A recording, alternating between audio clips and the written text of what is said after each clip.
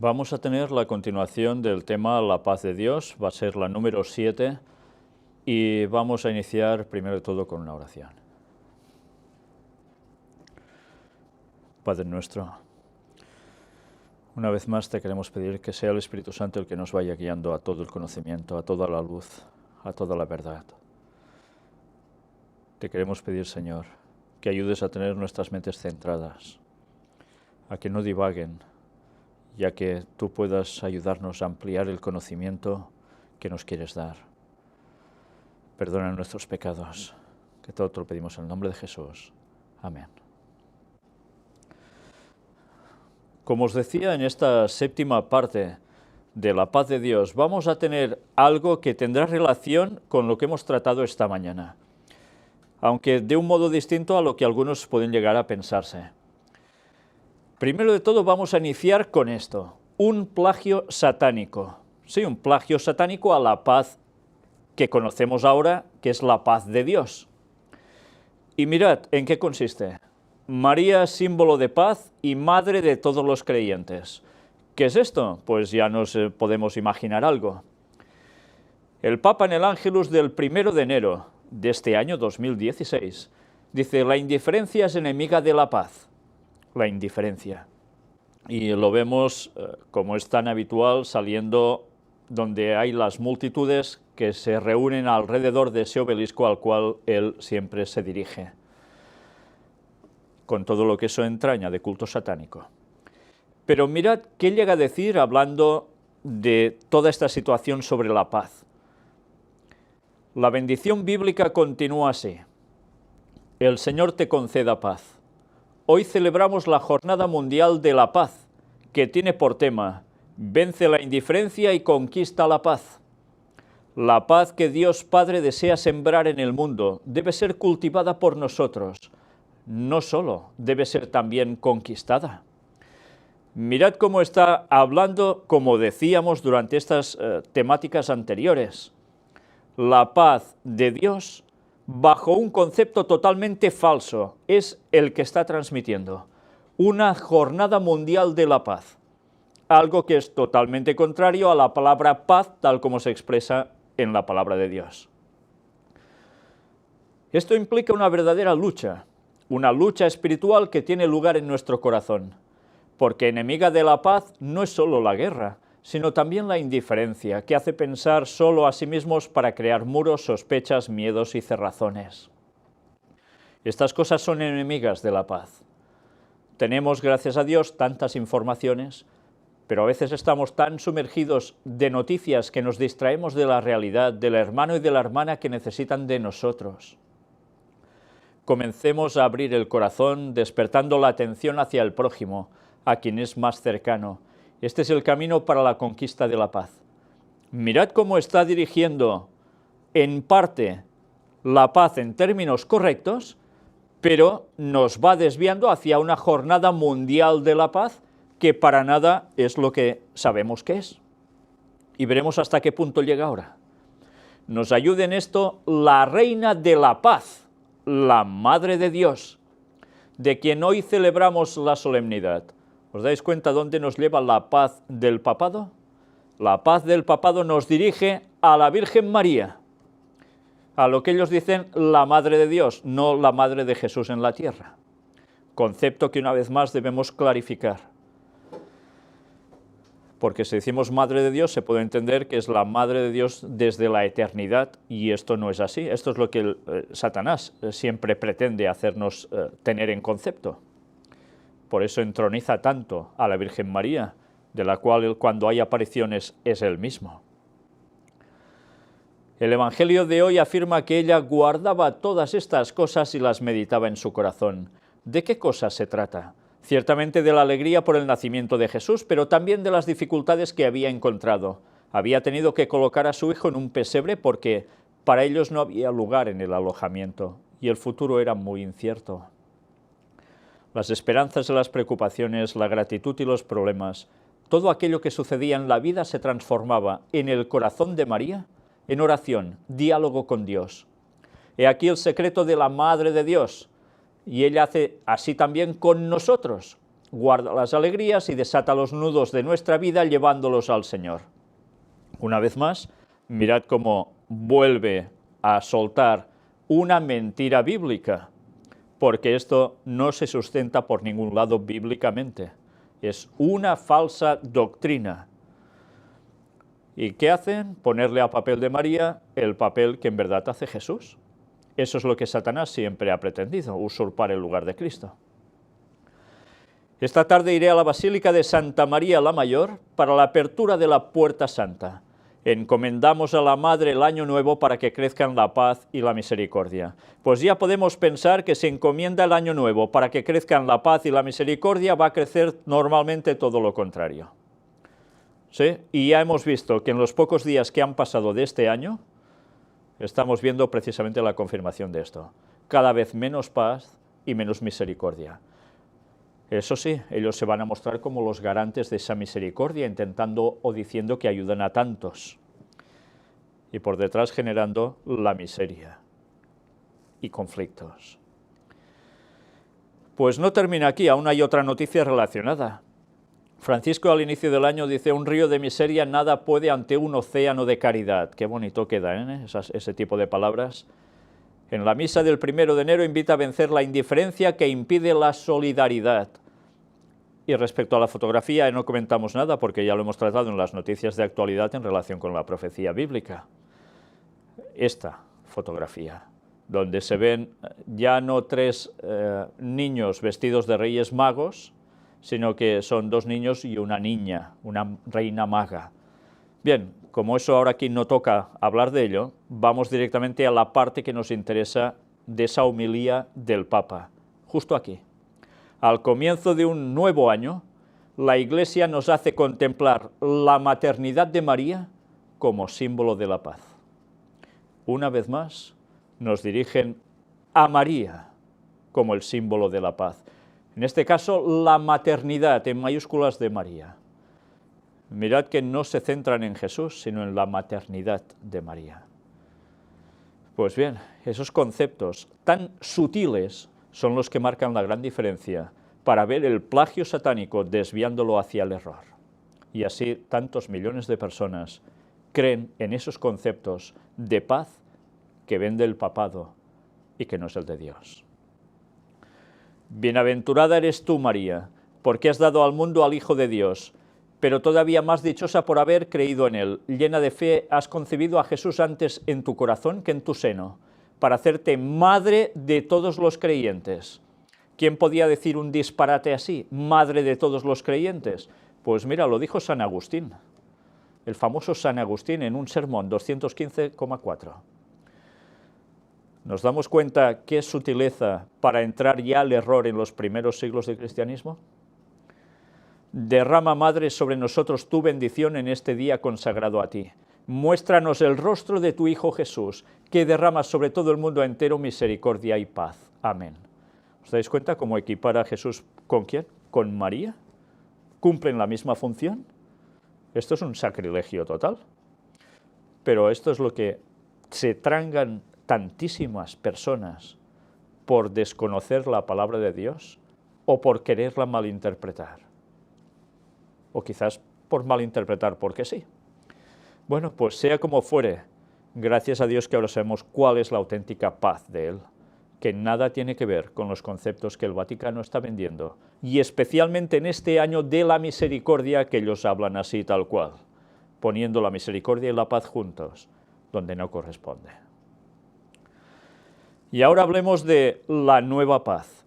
Hemos estado tocando los textos del Nuevo Testamento que hablaban sobre la paz, pero ahora vamos a hablar de la nueva paz. ¿Cómo? ¿Pero la paz no es siempre igual? ¿No son siempre los mismos conceptos? ¿Qué es la nueva paz? Bien, no sé si veis una imagen que está puesta a mi espalda. Es una representación de algo que se ve en el cielo como descendiendo hacia la tierra. Y se ve que es algo como un lugar donde la gente reside. ¿Lo veis mejor así? Pues vamos a ver qué es todo esto, para entender la nueva paz. Mirad, vamos a leer unos textos que están en Apocalipsis capítulo 21, versículos del 1 al 8. Y seguro que todos enseguida al leer esto recordaréis algo referente a todo lo que aquí se habla. Vi un cielo nuevo y una tierra nueva, porque el primer cielo y la primera tierra pasaron y el mar ya no existía más.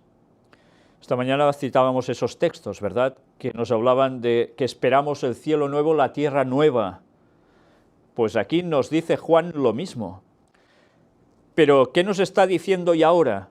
Que ya no es una cuestión de futuro, sino que él ya ve eso como una realidad, que es lo que veremos nosotros en un futuro. Él como profeta lo vio anticipadamente. Mirad cómo lo describe todo, ¿eh? Vi un cielo nuevo y una tierra nueva, porque el primer cielo y la primera tierra pasaron y el mar ya no existía más. Y yo, Juan, vi la santa ciudad, la nueva Jerusalén, descender del cielo de Dios, dispuesta como una esposa ataviada para su marido. ¿Entendéis qué es lo que había a mis espaldas? Esta representación gráfica viene a simbolizar la nueva Jerusalén, descendiendo del cielo de Dios, dispuesta, dice, como una esposa ataviada para su marido. ¿Para quién? Para Cristo. Y oí una gran voz del cielo que decía: He aquí el tabernáculo de Dios con los hombres, y Él morará con ellos, y ellos serán su pueblo, y Dios mismo estará con ellos como su Dios. Enjugará Dios toda lágrima de los ojos de ellos, y ya no habrá muerte, ni habrá más llanto, ni clamor, ni dolor, porque las primeras cosas pasaron. Y el que estaba sentado en el trono dijo: He aquí yo hago nuevas todas las cosas. Y me dijo: Escribe, porque estas palabras son fieles y verdaderas. Y me dijo: Hecho está. Yo soy el alfa y la omega, el principio y el fin. Al que tuviere sed, yo le daré gratuitamente de la fuente del agua de la vida. El que venciere heredará todas las cosas, y yo seré su Dios, y él será mi hijo. Pero los cobardes e incrédulos, los abominables y homicidas, los fornicarios y hechiceros, los idólatras y todos los mentirosos tendrán su parte en el lago que arde con fuego y azufre, que es la muerte segunda. Mirad cómo es un texto para analizar y recrearnos en él, porque es de una belleza extraordinaria. Esta es la esperanza del cristiano. Esperar esa nueva Jerusalén. Pero una vez más, los plagios de Satanás, ¿cómo han trabajado para ello? Pues diciéndonos que la nueva Jerusalén va a ser algo que va a acontecer donde hay la antigua Jerusalén, va a ser el mismo lugar y la nueva Jerusalén estará allí, pero ¿en qué sentido? Pues como una reedificación de todo lo antiguo. Y una reedificación de Jerusalén como tal, ¿qué significa? Que se va a levantar el tercer templo de Jerusalén. Y entonces será considerado todo como la nueva Jerusalén, el lugar donde todo el mundo irá a adorar al Señor. Y ya sabemos que no va a ser al Señor, va a ser precisamente a Satanás haciéndose pasar por Cristo. Su trono puesto allí, con el del papado. La nueva Jerusalén no va a bajar ahora en la tierra por arte de magia. Esa es la mala interpretación que católicos y protestantes, casi todos ellos, tienen. La nueva Jerusalén no baja hasta pasado el milenio, hasta 3031 en nuestro calendario gregoriano, para entendernos.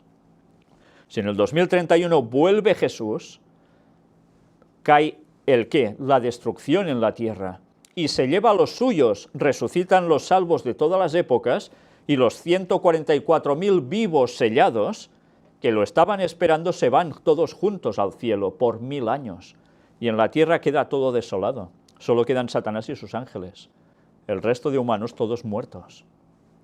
Y 1000 años después, después de que se hayan verificado los juicios de Dios diciendo el por qué esas personas no son salvas, demostrando el por qué, que Dios es justo, después de esos 1000 años, se desciende de nuevo aquí, a la tierra, y justo en el lugar donde había el monte de los olivos, se abre una gran explanada y se asienta la ciudad. ¿Y qué sucede entonces? la resurrección de los impíos, los que no han sido salvos. Y Satanás es cuando les dice, yo os he resucitado, vayamos a por ellos. Y es cuando quieren emprender el ataque a la Nueva Jerusalén, para ir contra el reino de Dios y contra su pueblo. Y es cuando Dios dice, hasta aquí, y hay la fulminación final. Hay el fuego y azufre en ese lago que arderá y va a consumir a todos. Y el último en morir va a ser el mismo Satanás, porque sobre él recae la maldad y los pecados de absolutamente todo el mundo, incluso de los ángeles caídos, porque él los instigó a eso. Ese es el infierno, en definitiva, y también tendrá su fin, porque no estarán quemándose eternamente, sufriendo eternamente. Eso también es paz de Dios. Sí, y ya hemos visto por qué, ¿verdad? Con tantos conocimientos que nos da esa palabra. Bueno, pues mirad, la Nueva Jerusalén es lo que en definitiva estamos esperando todos, pero no vamos a tenerla en la tierra hasta 3031. Estará en el cielo y nosotros entraremos a las puertas de la ciudad allí en el cielo, pero después esto va a ser la morada siempre para todos los salvos de todas las épocas, cada día, a todas horas. Ya veremos algo de eso. Vamos a la concordancia Strong. Y diréis, bueno, ¿y esto qué tiene que ver con la nueva paz? Mirad, sabéis que Jerusalén antiguamente tenía otro nombre, era Salem. Y hemos hablado esta mañana precisamente algo sobre Melquisedec, Abraham y Salem. Salem, el antiguo nombre de Jerusalén, vamos a buscar sus raíces. Hoy no vamos a centrarnos ni en Melquisedec, ni en Abraham, ni cosas parecidas. Ya hemos dicho una pincelada esta mañana, suficiente, porque no es lo que ahora nos atañe en el tema. Vamos a qué significa Salem, o Shalem, pacífico, nombre anterior de Jerusalén. Por tanto, la nueva Jerusalén sería la nueva Salem. ¿Y qué es la nueva Jerusalén? La nueva paz. ¿Por qué la nueva paz? Shalem o Salem, ¿de dónde procede? Sino de Shalom también, de paz. Por tanto, la nueva Jerusalén va a ser la nueva paz. ¿Habíamos cogido este concepto sobre Jerusalén, la nueva Jerusalén? ¿Verdad que normalmente le tomamos el nombre? Mira, la nueva Jerusalén y ya está. Como hay la antigua, habrá la nueva. Pero nos está diciendo la palabra de Dios que la nueva Jerusalén es la nueva paz que nos va a dar. Una paz definitiva, una paz que ya no se va a malograr por nada, y va a ser una paz en todos los ámbitos que hemos estado estudiando.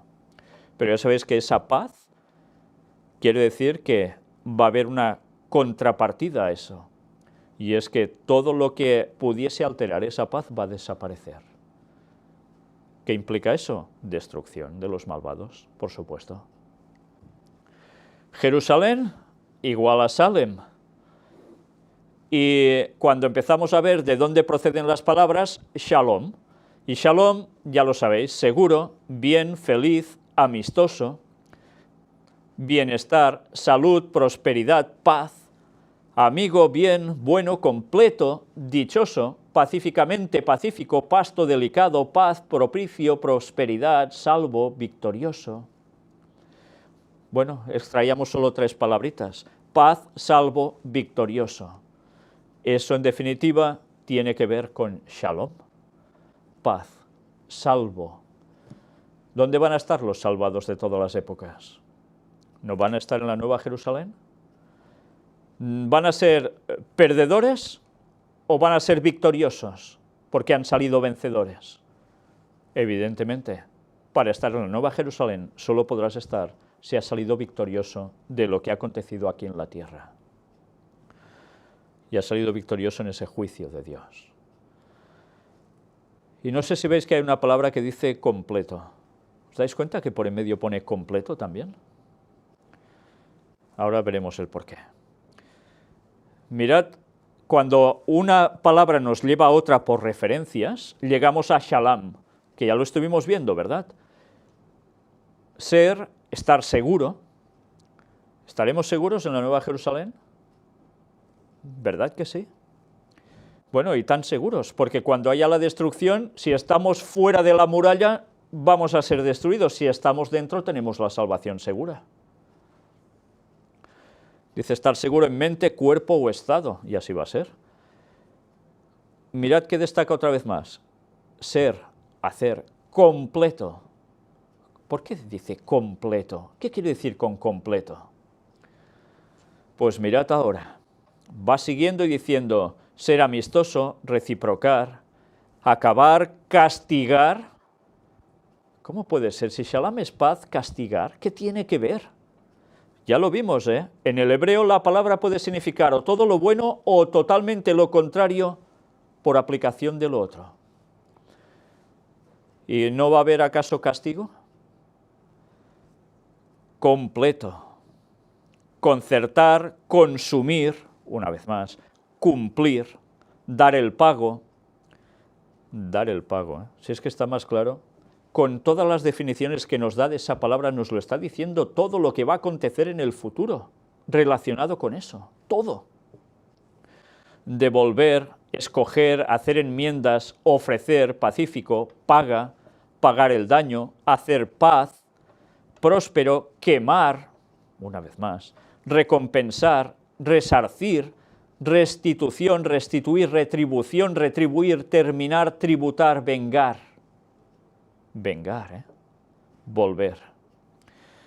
Pues mirad ahora, ¿qué podemos destacar? Podríamos destacarlas todas, evidentemente, pero una vez más, restituir, retribución. Se va a dar una retribución, o de vida eterna, o de muerte eterna. Restituir, ¿qué se va a restituir? Todo a su orden original. Por fin Cristo habrá recuperado todo lo que perdió el primer Adán. Y mirad incluso ahora también esto, completo. ¿Qué significa completo otra vez? ¿Por qué aparece la palabra completo? Pues ya lo iremos viendo. Vamos a ver la otra derivación. ¿A qué palabra nos llevaba? Shalem, completo, otra vez. Amigable, acabar, cabal, colmo, cumplir, entero, exacta, íntegro, pacífico, perfecto, reposo. Mirad que nos dice completo y nos dice reposo. ¿Qué reposo? Cada sábado nos reuniremos allí para adorar, en la Nueva Jerusalén. Cada sábado se va a seguir guardando por la eternidad de un modo especial.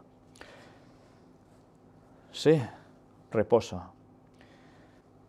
Y algunos aún dicen que el sábado ahora no toca guardarlo, que el reposo de Dios es otra cosa, es entrar en su reposo con un concepto metafísico, echando por tierra que de cada 7 días el sábado es el día de reposo, el día dedicado especialmente, exclusivamente a nuestro Señor. Y las profecías nos hablan que cada sábado iremos a adorar delante de Él. ¿Dónde? Antes os he dicho, ¿vamos a vivir siempre en la Nueva Jerusalén? ¿Todos los redimidos de todas las épocas y los 144.000 van a vivir siempre en la Nueva Jerusalén? No.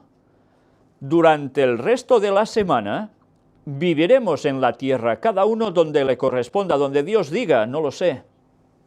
Pero el sábado todos nos congregaremos e iremos a adorar a la nueva paz, a la Nueva Jerusalén. Por eso, quien diga que el sábado no hay que guardarlo ahora, está cometiendo un grave error. Y si sabiendo esto sigue que erre en lo mismo, está pecando deliberadamente contra Dios y que no espere obtener la salvación. Para nada, si sigue así. Y eso es realmente grave, muy grave, porque eso no son bromas. Y ahora os presento el 7. Y diréis, bueno, ¿y qué tiene que ver el 7 ahora en todo esto? Pues mirad qué tiene que ver el 7 ahora en todo esto. Mirad su palabra, es Sheva. Shiva también. Número cardenal, 7. Como el número sagrado, ¿qué palabra pone? Completo, número sagrado completo. ¿Y qué hemos estado viendo hasta ahora? Que todo era completo. ¿Y por qué el número 7 es sagrado completo?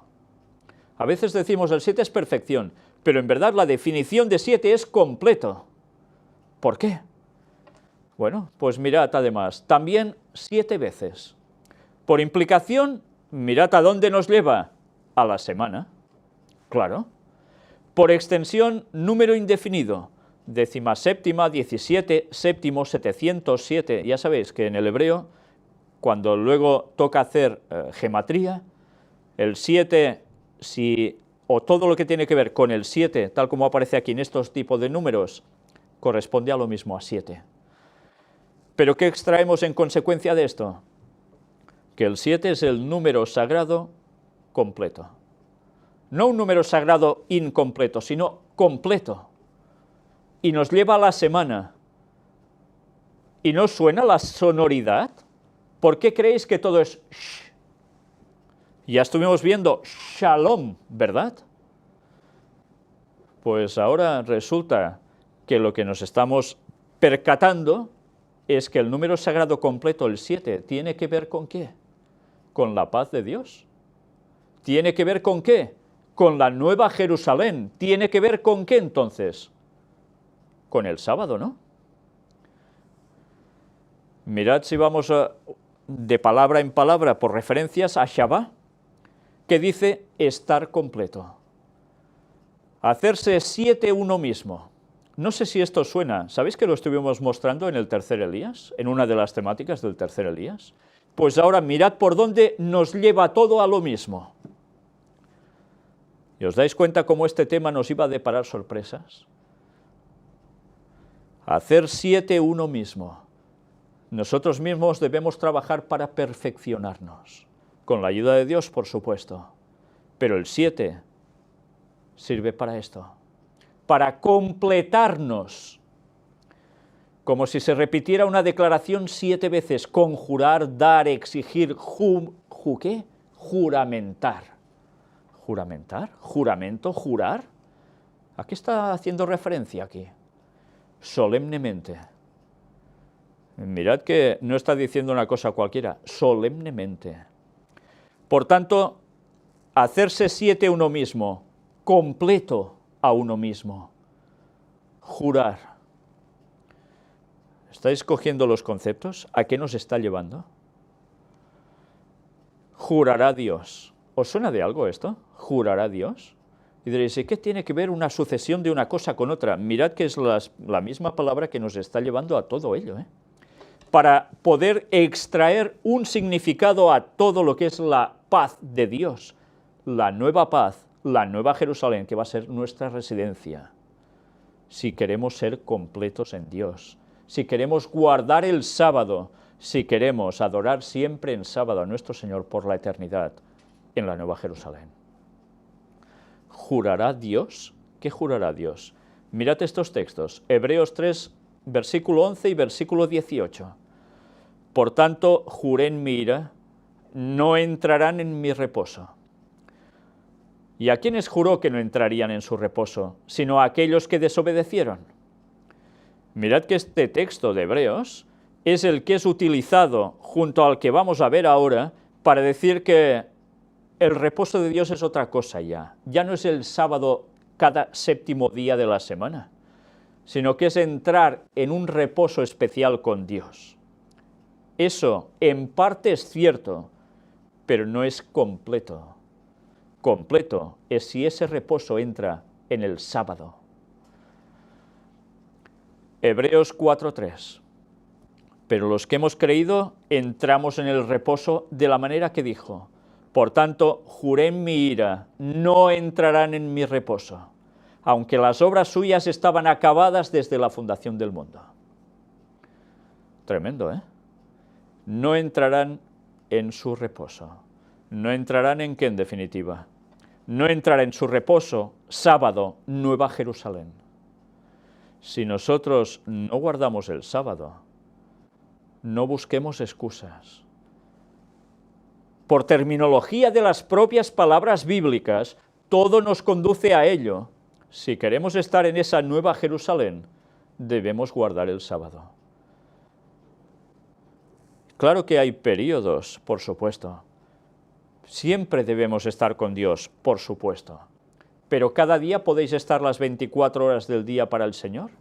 ¿Que no trabajáis? ¿Estáis todo el día tocándoos la barriguita? Entonces quizás os da igual un día que otro. Pero ese no es la voluntad divina. La voluntad divina es que trabajemos, que laboremos, y el séptimo día, sábado, descansemos. ¿Para qué? Para recordar que esto va a ser lo que marcará el que 6.000 años de historia y en el 7 viene Jesús, en el séptimo milenio. Y que nos recordará que cada sábado por la eternidad, cada 7 días, nosotros vamos a ser completos en Cristo, guardando su sábado, yendo a adorarle, justo en la nueva paz, en la nueva Jerusalén. No busquemos excusas, por favor. Yo no tengo nada que ganar ni que perder con la salvación de otros. Pero si hay amor en los cristianos, no debemos decir las cosas para que reaccionéis y seamos salvos. Cuantos más mejor. Si no planteáramos las cosas tan seriamente y tan claramente, seríamos culpables de amar poco y de importarnos un bledo la salvación de los demás. Y esto no es lo que Dios quiere. Un dato a tener presente. Atención a lo que vamos a leer ahora en el libro de Ellen White, Primeros Escritos. Son sus primeros escritos, tal como dice el título del libro, compilados de sus primeras visiones, cuando ella a los 17 años empezaba a tener las primeras visiones. Y mirad, ¿cuál fue su primera visión? ¿La conocéis? Quizás algunos sí, quizás otros no. Pero vamos a ver algo tanto unos como para otros que nos va a llamar la atención. Esta visión fue dada poco después del gran chasco que sufrieron los adventistas en 1844 y se publicó por primera vez en 1846. En ella solo se revelaron unos pocos sucesos futuros. Otras visiones ulteriores fueron más completas, fue recibiendo más detalles. Pero mirad qué recibió en esa que es su primera visión. Como Dios me ha mostrado el camino que el pueblo adventista ha de recorrer en viaje a la santa ciudad, ¿cuál es la santa ciudad? La Nueva Jerusalén. Así como la rica recompensa que se dará a quienes aguarden a su Señor cuando regrese del festín de bodas, tengo quizás el deber de daros un breve esbozo de lo que Dios me ha revelado. Por cierto, ¿el festín de bodas dónde es? ¿En el cielo o en la tierra? ¿Cuándo vendrá? Después que se haya dado el festín de bodas. Ah, interesante, ¿eh? Las bodas no son automáticamente con nosotros. Se hacen en el cielo previamente. Porque ¿quién es la esposa?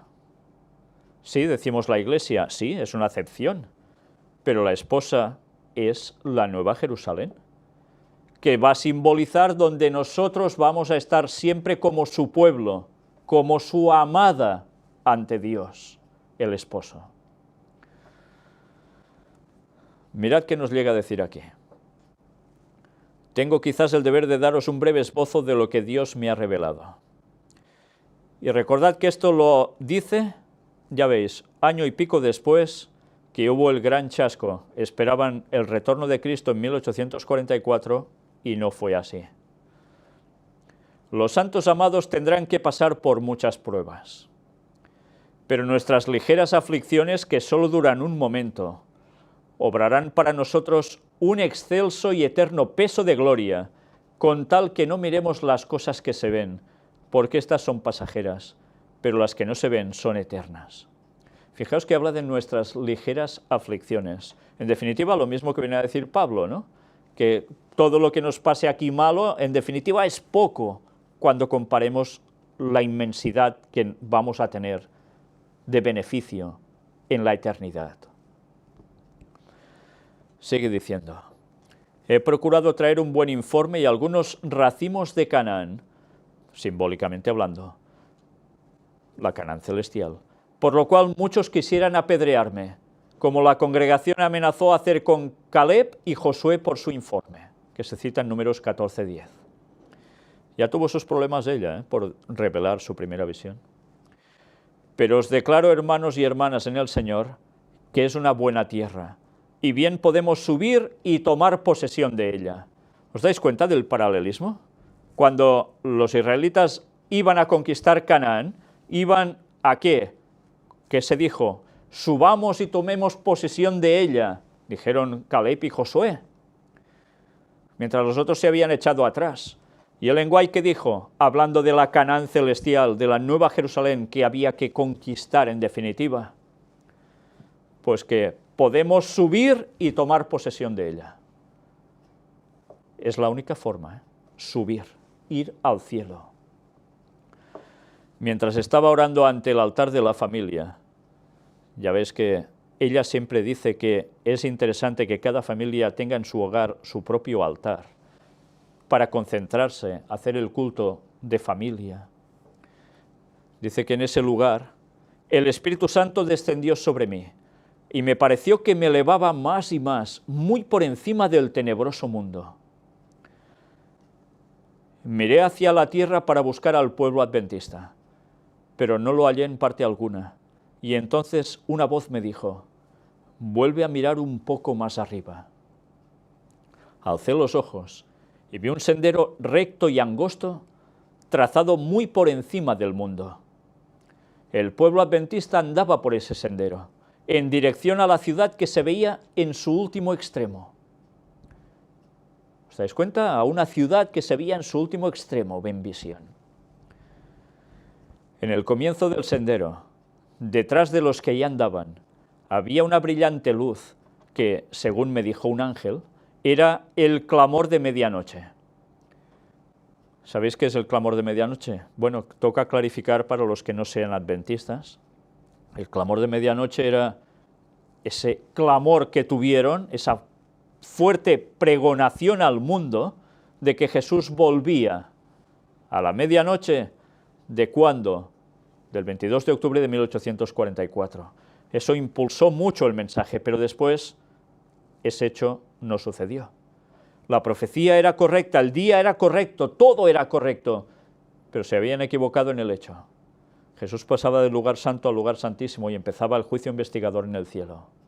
El juicio desde Adán hasta el último de los hombres en vida, hombres, mujeres, niños. ¿Y sabéis? Resulta que el clamor de medianoche fue esa luz que los impulsó para avanzar y esperar la segunda venida de Jesús de un modo total. Pero ya sabéis, pasó el chasco y muchos empezaron a abandonar. Esta luz brillaba a todo lo largo del sendero y alumbraba los pies de los caminantes para que no tropezaran. Por tanto, era una luz firme, les daba base. Delante de ellos iba Jesús guiándolos hacia la ciudad. ¿Qué ciudad? La Nueva Jerusalén. Y si no apartaban los ojos de él, iban seguros.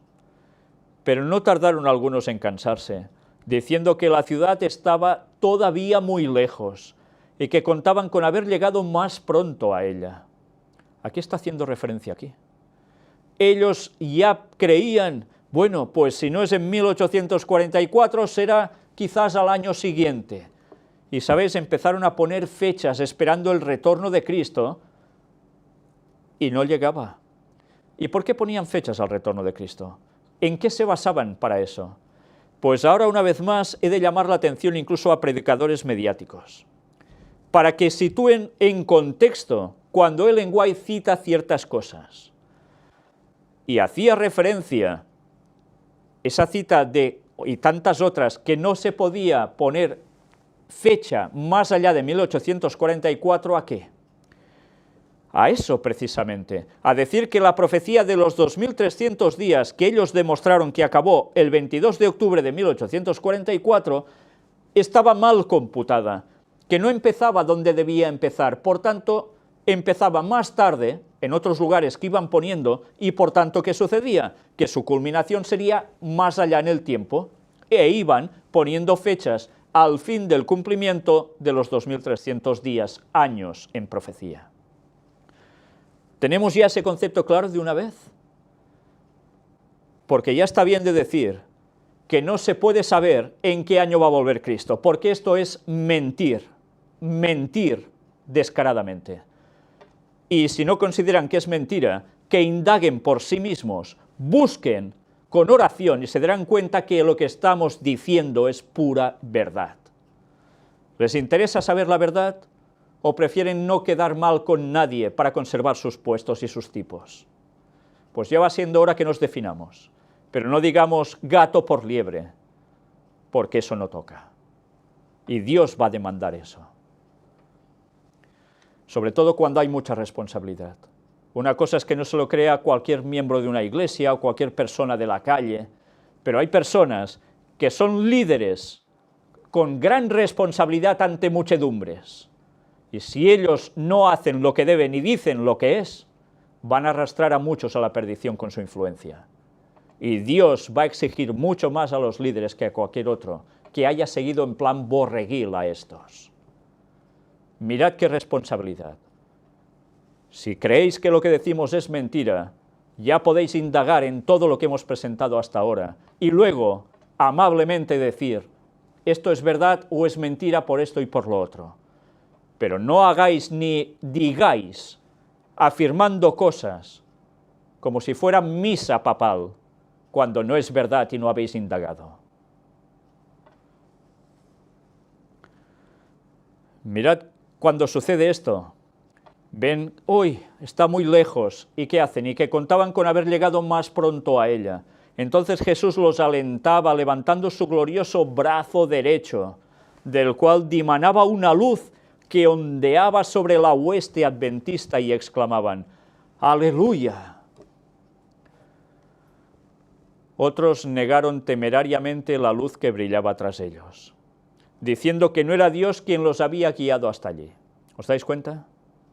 Decían, no fue Dios el que guió al cumplimiento de esa profecía de los 1844. No, esa fecha estaba mal, Dios no guió eso. ¿Y qué sucedía entonces? Que se apartaban de la verdad. La luz dejaba de iluminar su sendero. ¿Y qué sucede? Pero entonces se extinguió para ellos la luz que estaba detrás y dejó sus pies en tinieblas, de modo que tropezaron y perdiendo de vista el blanco y a Jesús, el blanco era la Nueva Jerusalén y a Jesús, cayeron fuera del sendero abajo, en el mundo sombrío y perverso. Con lo cual, ¿cómo terminaron? En tinieblas. ¿Salvos o no salvos? Está claro, ¿no? Mirad cómo continúa ahora. Pronto oímos la voz de Dios, semejante al ruido de muchas aguas. Algo que cuesta captar, ¿no? ¿Cómo puede ser esta voz de Dios así? Que nos anunció el día y la hora de la venida de Jesús. Interesante, Ellen White sabía el día y la hora de la venida de Jesús, lo había oído. ¿Lo recordó después de la visión? ¿Por qué no? Bueno, ya hablaremos después de eso, ya veréis ahora. Los 144.000 santos vivientes reconocieron y entendieron la voz. A ver, los señores que dicen que los 144.000 es un número simbólico, un número no literal, dice los 144.000 santos vivientes, vivos, reconocieron y entendieron la voz. Bueno, no sé qué leéis vosotros. Pero los malvados se figuraron que era fragor de truenos y de terremoto. La voz que anunciaba el día y la hora de Dios, los impíos entendieron que eran truenos y terremoto. Qué diferencia, ¿eh?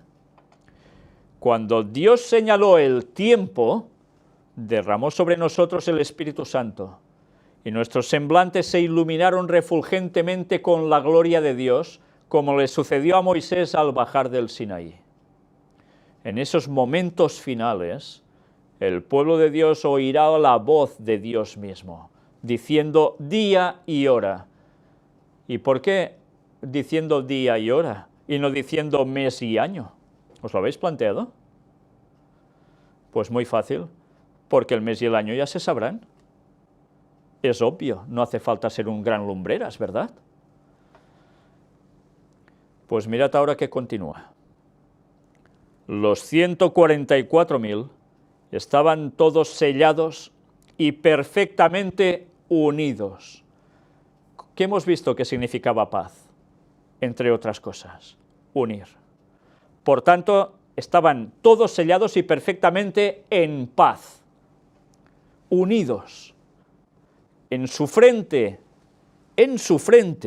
llevaban escritas estas palabras: Dios, Nueva Jerusalén.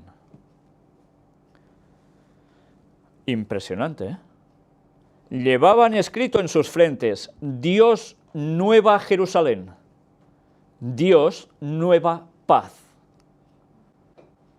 ¿Os lo habíais planteado desde esta perspectiva? Sabéis, seguramente muchas personas no recuerdan que cuando Ellen White tuvo esta visión, Dios le mostró que habría ese nombre escrito en sus frentes: Dios, Nueva Jerusalén.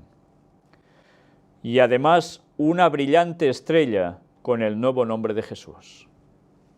¿El nuevo nombre de Jesús? Una de dos: o es que Jesús va a tener otro nuevo nombre, o es que Jesús nos va a dar otro nuevo nombre a nosotros. Bueno, ya sabemos que nuestro nombre va a ser cambiado. Pues ya veremos a ver definitivamente qué será. Pero lo que tenemos claro es que todos los 144.000 tendrán inscritas en sus frentes: Dios, Nueva Jerusalén. ¿Y esto quién lo va a ver? Los ángeles de Dios, por supuesto. Sabrán quién es de los suyos y quién no. Por eso las plagas van a llegar a unos y a otros no. Los impíos se enfurecieron al vernos en aquel santo y feliz estado, y querían apoderarse de nosotros para encarcelarnos, cuando extendimos la mano en el nombre del Señor y cayeron rendidos en el suelo. Mirad que está describiendo los momentos previos, días previos a la venida de Jesús. Se llegará a ver también públicamente el nombre que nos dice aquí, en las frentes: Dios, Nueva Jerusalén. No se nos da más detalles. Sabemos que la señal del pueblo de Dios, guardar el sábado, no estará visible, estará en la frente, pero no será visible a los hombres. Respecto a Dios, Nueva Jerusalén, no lo sabemos. Podría ser que sí. Pero, ¿por qué os estoy diciendo esto? Porque después de terminar esta lectura, vamos a ver una comparativa diametralmente opuesta al pueblo de Dios. Quedaos con esto, ¿eh? El pueblo de Dios tendrá escrito en su frente: Dios, Nueva Jerusalén. Los 144.000 tendrán eso. Mirad que continúa ahora. Entonces conoció la sinagoga de Satanás que Dios nos había amado, a nosotros que podíamos lavarnos los pies unos a otros y saludarnos fraternalmente con ósculo santo, y ellos adoraron a nuestras plantas. ¿Os dais cuenta qué casualidad de cita? Lo que hemos venido presentando incluso esta misma mañana en textos bíblicos, resulta que aparece en esta cita de Ellen White, puesta en la Nueva Jerusalén, puesta en la paz de Dios, la nueva paz. Los que hagan esto, lo que hemos hablado esta mañana, podrán participar, si Dios quiere, estando vivos, siendo de los 144.000, porque cumplirán esos requisitos. Mirad cómo cada paso era esencial para llegar hasta esto. Y llegarán a adorarnos a nuestras plantas, las plantas de los pies. Se van a postrar, dándose cuenta que ellos están a punto de perderse y que ese pueblo, esos 144.000, es algo realmente divino. Pronto se volvieron nuestros ojos hacia el oriente. ¿Recordáis esta descripción, no? ¿Cuántas veces lo hemos presentado en puertas dimensionales, y también en el retorno, de si hay fecha para el retorno de Cristo. Pronto se volvieron nuestros ojos hacia el oriente, donde había aparecido una nubecilla negra del tamaño de la mitad de la mano de un hombre, que era, según todos comprendían, la señal del Hijo del Hombre. Lo vimos también en el tercer Elías, lo mismo.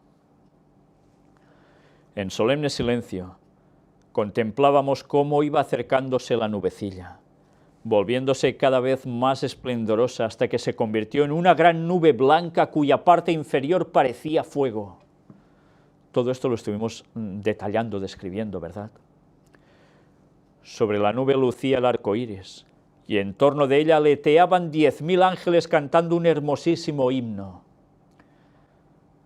Ya sabéis que el 10 es un número que representa gran cantidad, y cuando se habla de 10.000 ángeles, puede ser que sean infinidad de ángeles, un montón de ángeles ahí agrupados. Ese es el 10 en terminología bíblica.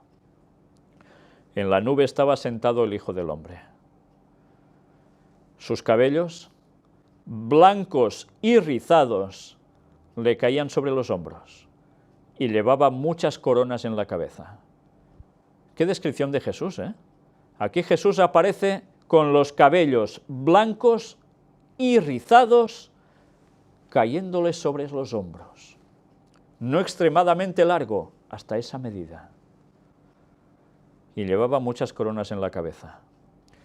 ¿Por qué aparece con los cabellos blancos, si normalmente se describe al Padre con cabellos blancos? Pues para darnos cuenta, equiparar la eternidad de Cristo a la eternidad de Dios Padre. Ninguno estuvo antes que el otro. Son Dios. Nadie generó a otro. Son Dios. Sus pies parecían de fuego. Por cierto, hago un momento de pausa para decir, ¿recordáis lo que significa rizados? Estuvimos tratándolo en puertas dimensionales también. Siempre esa apertura de puerta, ese rizo, esa espiral, en definitiva. Si os interesa, mirad los temas de puertas dimensionales, donde vais a ver auténticas maravillas que Dios mostraba y que no percibíamos tantas veces. Y llevaba muchas coronas en la cabeza. ¿Os suena de algo esto? ¿Sabéis que hay alguien que tiene una imitación, un plagio a esto? ¿Sabéis que el papado tiene la triple corona? Del mundo interno, o sea, el infierno, la tierra y el cielo. Qué curioso, ¿eh? ¿Por qué llevan esa triple corona? Pues por esto. Porque Satanás sabe muy bien lo que hay en el cielo, lo que tiene Cristo. ¿Y qué hace? Plagiarlo y ponerlo, ¿dónde? A su terreno. Y una vez más sigue cuadrando con todo lo que hemos expuesto hasta ahora. Los plagios satánicos. No inventa absolutamente nada. Con lo listo que es, y no inventa nada. Solo plagia y desvirtúa. Sus pies parecían de fuego. En la mano derecha tenía una hoz aguda y en la izquierda llevaba una trompeta de plata. ¿Qué se hace con la hoz aguda? Segar, ¿no? Recoger. Y con la trompeta, anunciar. Sus ojos eran como llama de fuego y escudriñaban de par en par a sus hijos. Palidecieron entonces todos los semblantes y se tornaron negros los de aquellos a quienes Dios había rechazado. Se les fue la luz, se les fue prácticamente la vida, sus rostros negros. Tremendo, ¿eh? Mientras que los 144.000 brillarán. ¡Qué gran diferencia! Vaya mirada escrutadora con llama de fuego en sus ojos. Es que estar en esa situación y saber que te escudriña y que te das cuenta que no vas a ser salvo, debe ser la cosa más horripilante que nadie se puede llegar a imaginar. Palidecieron entonces todos los semblantes y se tornaron negros los de aquellos a quienes Dios había rechazado, solo a estos. Todos nosotros exclamamos, ¿quién podrá permanecer? ¿Está mi vestidura sin manchas? O sea, mi carácter. Después cesaron de cantar los ángeles, y por un rato quedó todo en pavoroso silencio cuando Jesús dijo, ¿os imagináis la escena? Después de todo ángeles, ese sonido, todo, silencio absoluto, por un rato un silencio pavoroso, vaya expectación, ¿eh? Y entonces es cuando Jesús dijo, quienes tengan las manos limpias y puro el corazón, podrán subsistir. Bástaos mi gracia. O sea, ¿quién? Los que hayan obrado bien y los que de corazón hayan hecho las cosas tal como Dios quiere. Esos van a subsistir, esos 144.000. La gracia de Cristo va a ser suficiente para nosotros. Porque siempre con ese miedo, aún habrá algún pecado por allí que no he limpiado, bástaos mi gracia. Al escuchar estas palabras se iluminaron nuestros rostros y el gozo llenó todos los corazones. ¡Qué maravilla! Porque habrán pasado por la angustia de Jacob. Sabéis que para unos va a durar más, para otros menos, pensar, y ese pecado, y eso, Dios me lo habrá perdonado. Estarán huyendo y al mismo tiempo pensando, voy a ser salvo a pesar de todo esto, porque hay algo en mí que no he cambiado, que Dios no me ha perdonado. Cuando oyen de la boca de Jesús decir esto, automáticamente sale luz de sus rostros y el gozo llena todos los corazones, y ya se ven salvos. Ojalá podamos sentir eso. Si Dios quiere, lo vamos a sentir. Pero ¿querremos nosotros? Sabéis que debemos orar para ser de los 144.000, ¿no? Eso quiere decir que no solo se trata, Señor, mira, quiero ser de los 144.000, y ya está.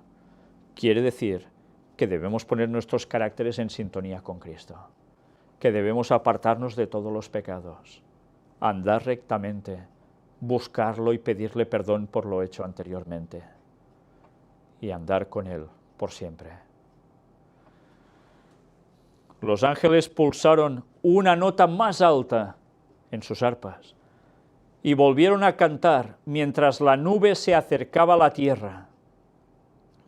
De repente es oír esas palabras y otra vez vuelve a sonar el qué, volvieron a cantar. Por tanto, ¿qué quiero decir? Si volvieron a cantar es que cuando estaban viniendo estaban cantando, ¿eh? Impresionante, ¿eh? Mientras la nube se acercaba a la tierra. Luego resonó la argentina trompeta de Jesús, la plateada trompeta de Jesús. A medida que él iba descendiendo en la nube, rodeado de llamas de fuego. Vaya impresión.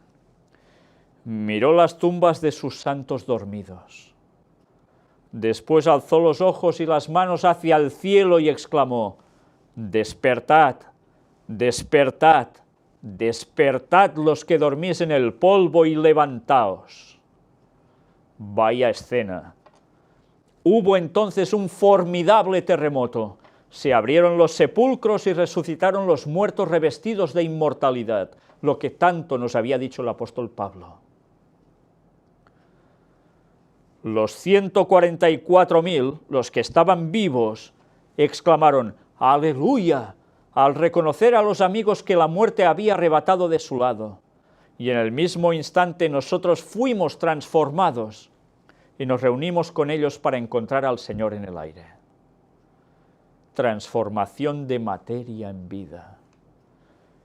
Los muertos que van a ser salvos salen revestidos de inmortalidad. Y los que estemos vivos vamos a ser transformados como ellos. ¿Y qué vamos a hacer? ¿Esperar a que el Señor ponga sus pies en la tierra?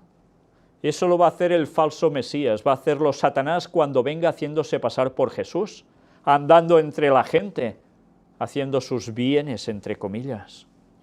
Pero el auténtico Señor cuando vuelva, no va a poner su pie en tierra. Su pie en tierra lo va a poner 1000 años después, cuando descienda la Nueva Jerusalén. Algunos me preguntan, ¿y cómo sabremos quién es quién? Pues este es uno de los modos más claros de saberlo. Vamos a encontrar al Señor en el aire, todos reunidos juntos, vamos a ascender. Juntos entramos en la nube y durante 7 días, 7 días, ¿por qué 7 días? Completo, ¿no? Fuimos ascendiendo al mar de vidrio, donde Jesús sacó coronas y nos las ciñó con su propia mano.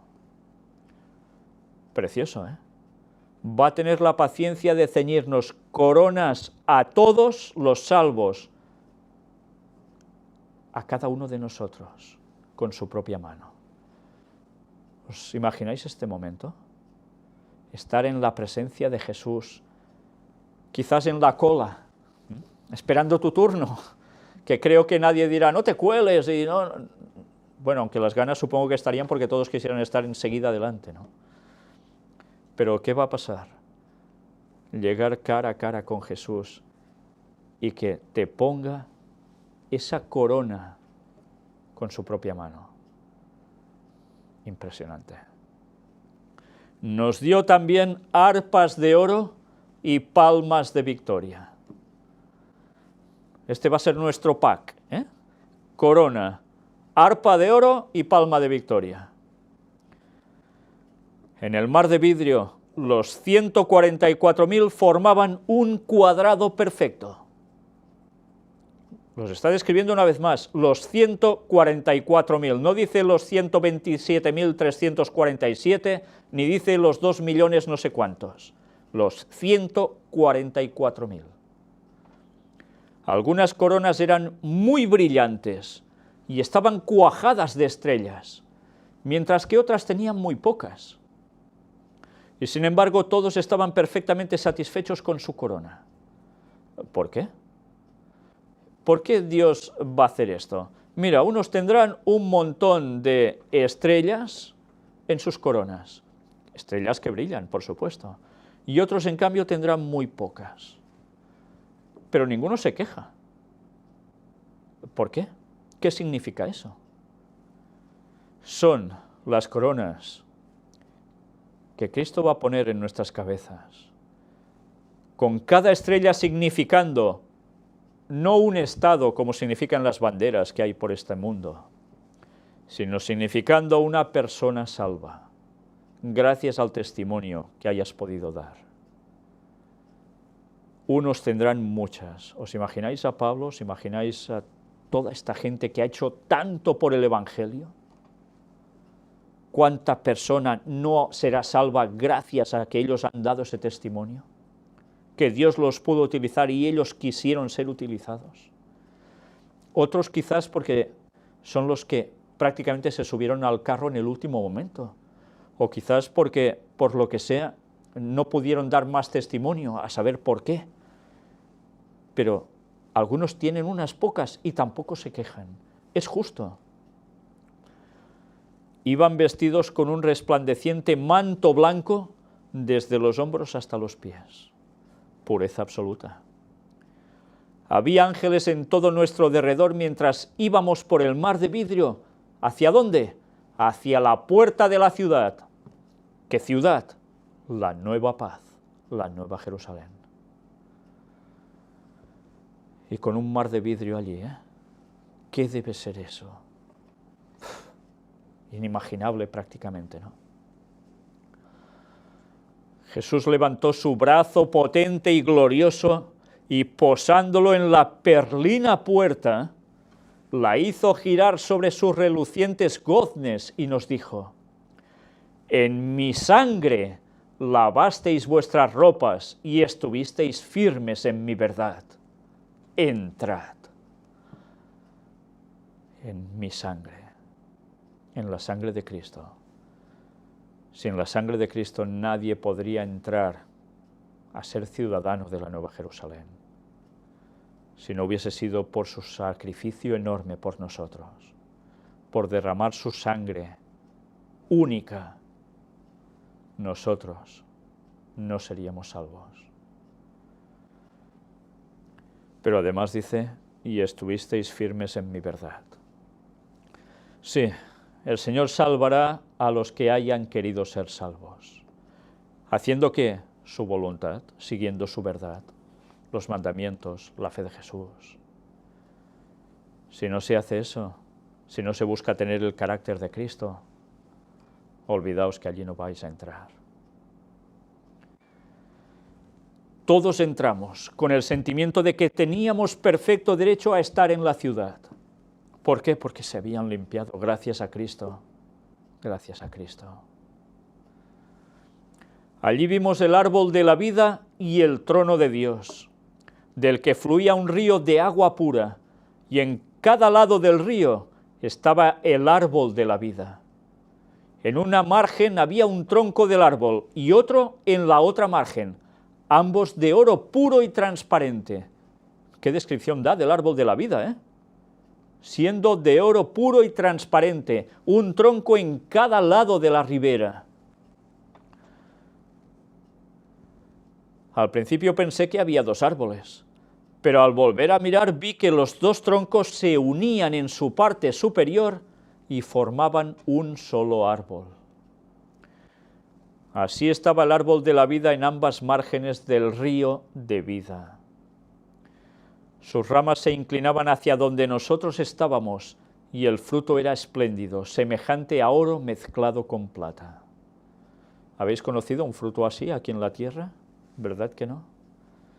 Es el fruto del árbol de la vida, un fruto especial, que el Señor hará que a través de él mantengamos la vida, y a través de esas aguas de vida. Todo era simbología del mismo Cristo, todo. Todos nos ubicamos bajo el árbol y nos sentamos para contemplar la gloria de aquel paraje. Cuando los hermanos Fitch y Stockman, que habían predicado el Evangelio del Reino y a quienes Dios había puesto en el sepulcro para salvarlos, se llegaron a nosotros y nos preguntaron qué había sucedido mientras ellos dormían. ¿Qué está describiendo aquí Ellen White? Está describiendo a dos hermanos que predicaron el mensaje adventista, el hermano Fitch, el hermano Stockman. Y se acercaron hasta ellos porque se conocieron, quiere decir que en el cielo nos vamos a reconocer, Dios los había puesto al descanso, los había permitido morir. Y durante ese lapsus de tiempo, resulta que pasaron cosas, ¿verdad?, hasta la venida de Jesús.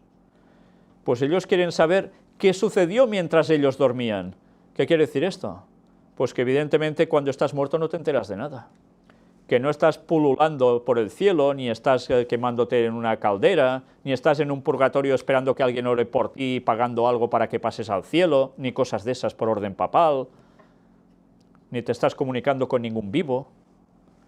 No te enteras de nada. Procuramos recordar las pruebas más graves por las que habíamos pasado, pero resultaban tan insignificantes frente al incomparable y eterno peso de gloria que nos rodeaba, que no pudimos referirlas, y todos exclamamos, ¡aleluya! Muy poco nos ha costado el cielo.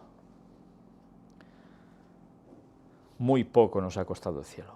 Pensando en, esa tribulación que pasé, esos graves problemas, se lo querían contar y ya no podían. ¿Por qué?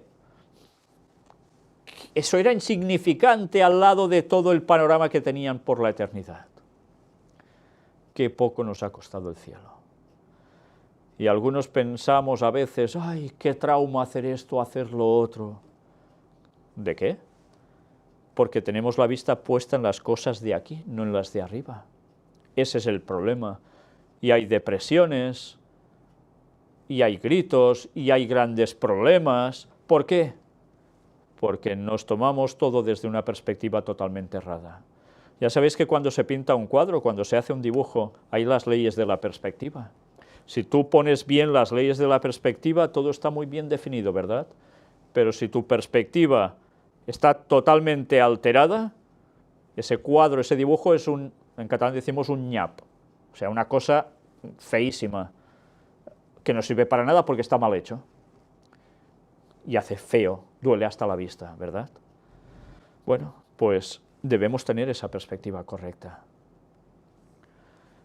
Pulsamos entonces nuestras áureas arpas, cuyos ecos resonaron en las bóvedas del cielo.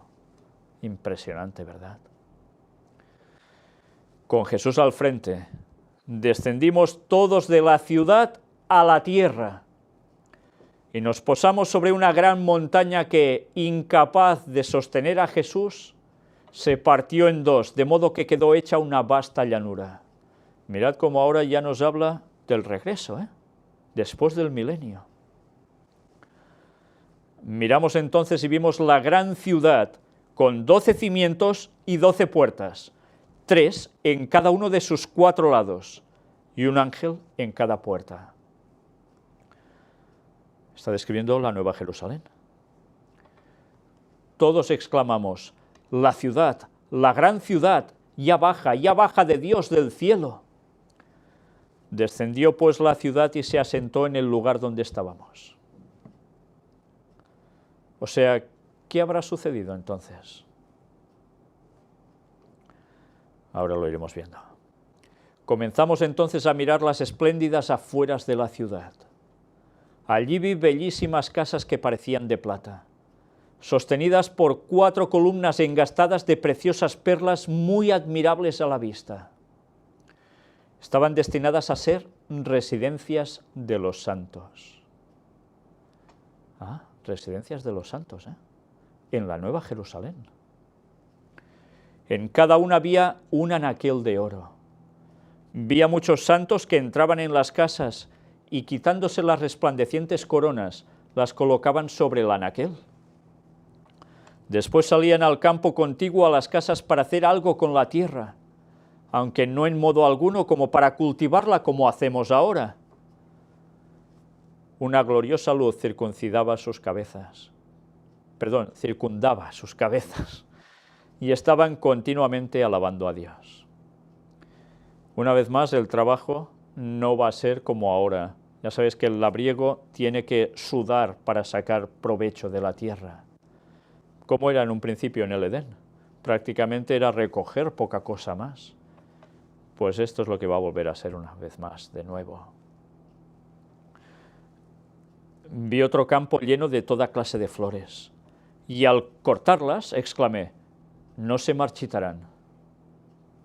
Qué curioso, Se cortarán las flores y no se marchitarán. Ahora te preparan un ramo de flores o preparas un ramo de flores y cuando ya se ha entregado te dicen, ponlo en un jarro con agua y con una aspirina que así se mantendrá al menos 3 días, ¿no? Pues eso ya no va a pasar más.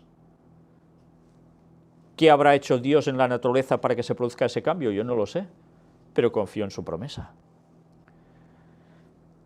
Si la flor se marchitara y se pudriese, ¿qué significaría que hay? Pecado, corrupción, muerte. Y eso ya no estará más. Después vi un campo de alta hierba, cuyo hermosísimo aspecto causaba admiración. Era de color verde vivo, y tenía reflejos de plata y oro al ondular gallardamente para gloria del Rey Jesús. ¿Habéis visto un campo así vosotros aquí en la tierra? ¿Verdad que no? Podemos ver campos más o menos dorados por el trigo, o verde por... pero una cosa mezclada con lo otro, ¿verdad que no? ¿Y habéis quedado maravillados alguna vez mirando un campo de trigo? Cuando hace algo de aire y todo hace así como ondas del mar. Es precioso. Pues imaginaos además con estos colores. Luego entramos en un campo lleno de toda clase de animales. El león, el cordero, el leopardo y el lobo. Todos vivían allí juntos en perfecta unión. ¿Entendéis por qué cuando presentamos las noticias de actualidad en relación con la profecía, a mí personalmente me gusta regocijarme tanto en esas escenas de animales que parecen que aquí deberían ser enemigos a muerte y están juntos? Porque en definitiva es una muestra de lo que va a haber en el futuro. Lo mismo que fue antes, volverá a ser. Antes del pecado era todo así, ahora volverá a ser igual. Pasamos por en medio de ellos y nos siguieron mansamente. De allí fuimos a un bosque, no sombrío como los de la tierra actual, sino esplendente y glorioso en todo. Las ramas de los árboles se mecían de uno a otro lado y exclamamos todos, moraremos seguros en el desierto y dormiremos en los bosques. atravesamos los bosques en camino hacia el monte de Sión. ¡Qué maravilla! En el trayecto encontramos a un grupo que también contemplaba la hermosura del paraje. Mirad cómo está describiendo que unos van por aquí, otros por allá, y la situación de cada uno de ellos. Advertí que el borde de sus vestiduras era rojo. Llevaban mantos de un blanco purísimo y muy brillantes coronas. Cuando los saludamos, pregunté a Jesús quiénes eran, y me respondió que eran mártires que habían sido muertos por su nombre. Los acompañaba una innúmera hueste de pequeñuelos, que también tenían un ribete rojo en sus vestiduras. ¿Quiénes eran estos? Los niñitos, que también fueron asesinados por servir al Señor. Mártires. No solo murieron gente adulta o jóvenes, también asesinaron a niños. Y aún será. Y esos llevan un ribete rojo en sus vestiduras y unas coronas brillantes. Son un grupo especial a la vista de Dios. Fueron firmes y fieles hasta la muerte causada por los enemigos de Dios y de su pueblo. El monte de Sión estaba delante de nosotros, y sobre el monte había un hermoso templo. Lo rodeaban otros 7 montes, donde crecían rosas y lirios. Mirad como siempre jugando con el número 7, todo completo. El monte de Sión estaba delante de nosotros, y sobre el monte había un hermoso templo. Qué interesante, ¿eh? Un templo en el monte de Sión. ¿Y por qué Satanás se empeña en poner en el monte de Sión, en la tierra actualmente, el tercer templo? Para imitar el plagio de lo que Dios va a hacer. Y la gente que lee mal las Escrituras, las escudriña fatal, que se están tragando ese engaño satánico, sean judíos, católicos o protestantes, van a caer en ese engaño, pensándose que realmente ese es el monte de Sión, el templo puesto allí por designio divino aquí en la tierra, antes que todo esto suceda de verdad. Y Satanás va a salir venciendo y llevándose a la perdición a millones y millones de personas por haber despreciado el conocimiento de la verdad. Lo rodeaban a ese lugar otros 7 montes donde crecían rosas y lirios. ¡Qué maravillas! Los pequeñuelos trepaban por los montes, o, si lo preferían, usaban sus alitas para volar hasta la cumbre de ellos y recoger inmarcesibles flores.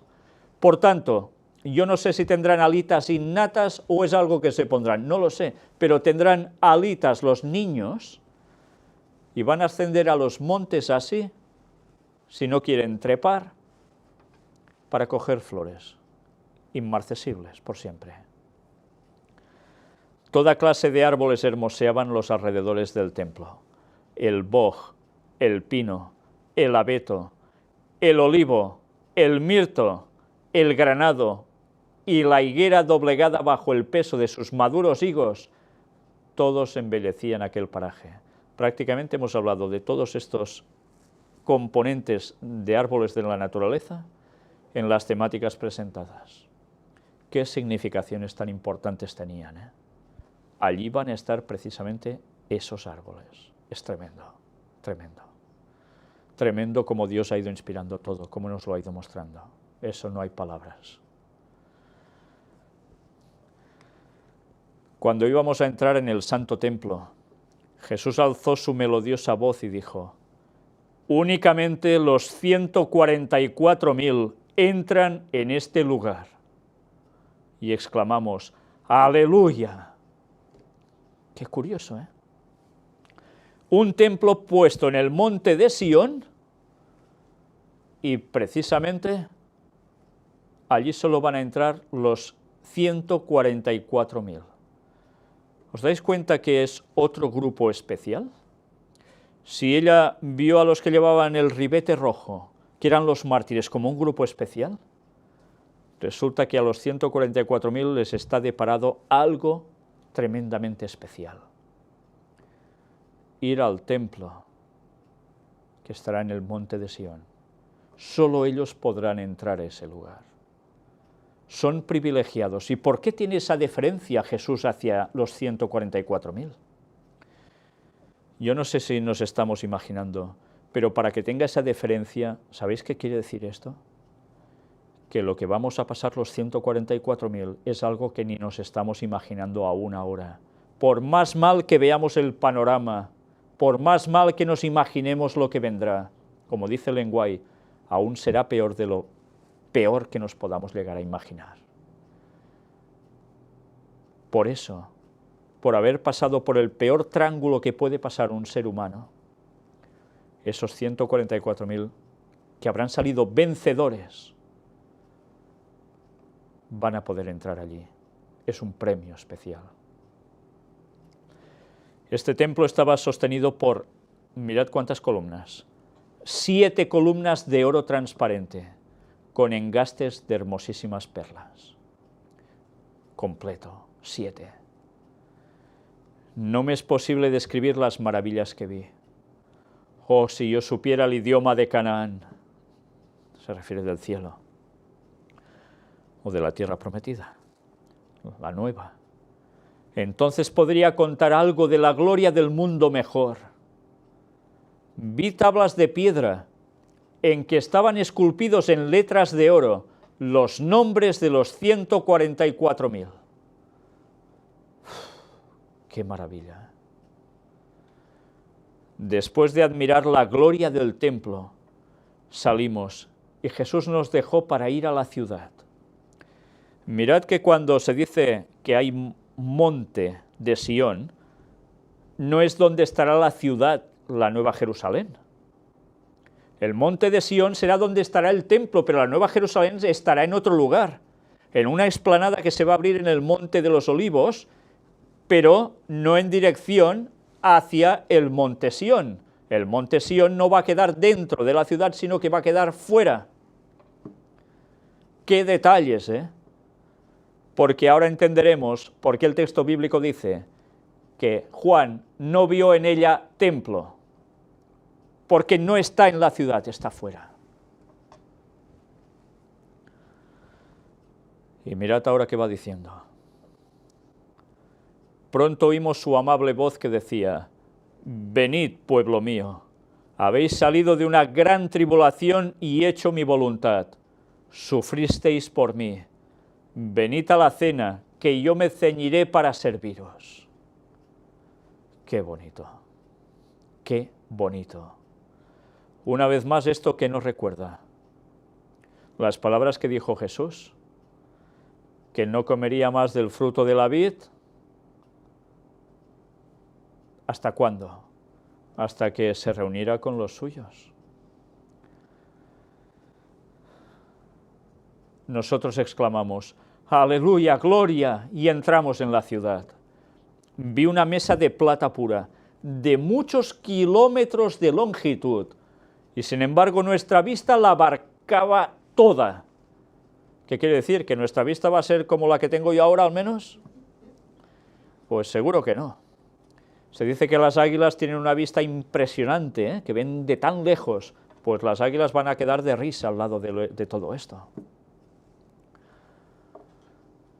Vi el fruto del árbol de la vida, el maná, almendras, higos, granadas, uvas y muchas otras especies de frutas. En la mesa, claro. Dice aquí, y vi una pata de cerdo, un solomillo, una gamba. Le rogué a Jesús que me permitiese comer del fruto y respondió: todavía no. Quienes comen del fruto de este lugar ya no vuelven a la tierra. Pero si eres fiel, no tardarás en comer del fruto del árbol de la vida y beber del agua del manantial. Recordemos que ella está teniendo una visión. No está en verdad viviendo todo eso tal cual como nosotros ahora, es en visión, su cuerpo aún estaba aquí. Y el Señor le muestra todo esto y ella en visión, estando allí, no me digáis cómo, como dice Pablo, no sé, ¿qué hace? Pues quiere comer de lo que ve allí. Le dice, no, si no, no volverías a la tierra. Y aún debía volver a la tierra porque su misión no había terminado. Mejor dicho, acababa de empezar, ¿eh? Y añadió, debes volver de nuevo a la tierra y referir a otros lo que se te ha revelado. Entonces un ángel me transportó suavemente a este oscuro mundo. A veces me parece que no puedo ya permanecer aquí. Tan lóbregas me resultan todas las cosas de la tierra. Me siento muy solitaria aquí, pues he visto una tierra mejor. Ojalá tuviese alas de paloma, echaría a volar para obtener descanso. Le dijo, vuelve, y ella volvió. Pero cuando vio otra vez este mundo, después de haber visto lo otro, ya no quería ni volver aquí para nada. Pero tuvo que cumplir su misión, como tantos otros deberemos cumplir. Ella de un modo muy especial, ciertamente, pero una misión especial que tenía, que era referir lo que Dios le había mostrado. ¿Y para qué? Para darnos esperanza, para motivarnos, para confiar en las promesas de Dios y avanzar y luchar en esta vida al lado de Cristo, acogiéndonos plenamente de Él. ¿Para qué? Para obtener todo lo que nos tiene reservado. Qué maravilla, ¿verdad? Qué maravilla. Pero una vez más, ahora quisiera que recordaseis, voy a retroceder imágenes, este punto, que nos va a servir para lo que viene ahora. Los 144.000 estaban todos sellados y perfectamente unidos. En su frente llevaban escritas estas palabras, Dios, Nueva Jerusalén. Y ahora vamos a avanzar hasta llegar a este otro punto, un gran contraste. Y atención a lo que ahora vamos a leer, que también pertenece a un escrito de Ellen White, extraído de Profetas y Reyes. Y estad atentos, porque vamos a ver algo que desde luego sí que no tiene desperdicio. Y vais a ver a dónde nos va a llevar lo que dice, a qué conclusión tan impresionante. Y una vez más, cuando leemos, debemos leer muy bien. Cuando digo leer muy bien, no se trata de equivocarse a la hora de leer en las letras. Se trata de entender, de escudriñar lo que nos dicen los textos. Y eso solo lo podemos hacer con la ayuda de Dios. Mirad qué dice. Está extraído de un capítulo que se titula En el espíritu y poder de Elías. Os decía al principio de estas temáticas que todo esto nos iría llevando a conclusiones, pero últimamente os he dicho, estad atentos a esto, porque esta temática de la paz de Dios nos va a llevar al tercer Elías, nos va a llevar a la fecha del retorno de Cristo, nos va a llevar a conclusiones impresionantes. A los judíos en el tiempo del fin también. Pues mirad ahora esto. Y veréis cómo los temas van cerrándose por sí solos, porque Dios así lo está poniendo, no por voluntad propia, porque cuando uno prepara temas, a veces no sabe ni dónde va a llevarlo, y el Espíritu Santo está guiando en modos que te dejan perplejo. Mirad esto y miradlo bien, por favor. En la obra final que Dios realiza en la tierra, el estandarte de su ley volverá a enarbolarse. Su ley, los 10 mandamientos. Puede prevalecer la religión falsa, abundar la iniquidad, enfriarse el amor de muchos, perderse de vista la cruz del Calvario, y pueden las tinieblas esparcirse por la tierra como mortaja. Puede volverse contra la verdad toda la fuerza de las corrientes populares. Pueden tramarse una maquinación tras otra para destruir al pueblo de Dios. Pero en la hora del mayor peligro, el Dios de Elías suscitará instrumentos humanos para proclamar un mensaje que no será acallado. En las ciudades populosas de la tierra, Y en los lugares donde los hombres más se han esforzado por hablar contra el Altísimo, se oirá la voz de una reprensión severa. Con osadía los hombres designados por Dios denunciarán la unión de la Iglesia con el mundo.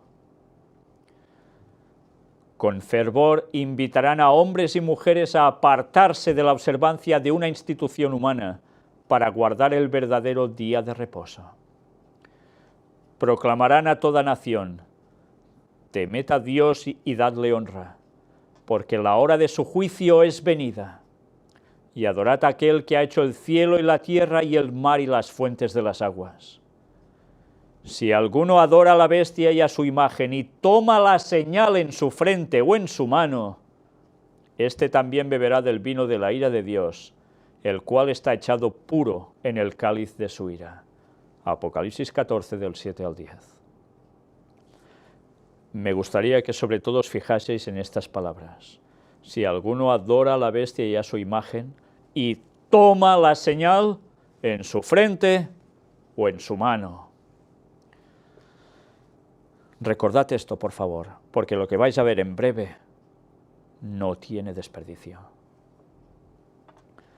Dios no violará su pacto, ni alterará lo que proclamaron sus labios. Está hablando de su ley. Su palabra perdurará para siempre, tan inalterable como su trono. En el juicio, este pacto se destacará, escrito claramente por el dedo de Dios, y el mundo será emplazado ante el tribunal de la justicia infinita para recibir su sentencia. ¿En base a qué? A los 10 mandamientos escritos con el dedo de Dios. Recordemos eso, ¿eh? ¿Y aún no queréis guardar el sábado algunos? Hoy, como en el tiempo de Elías, la línea de demarcación entre el pueblo que guarda los mandamientos de Dios y los adoradores de los falsos dioses está claramente trazada.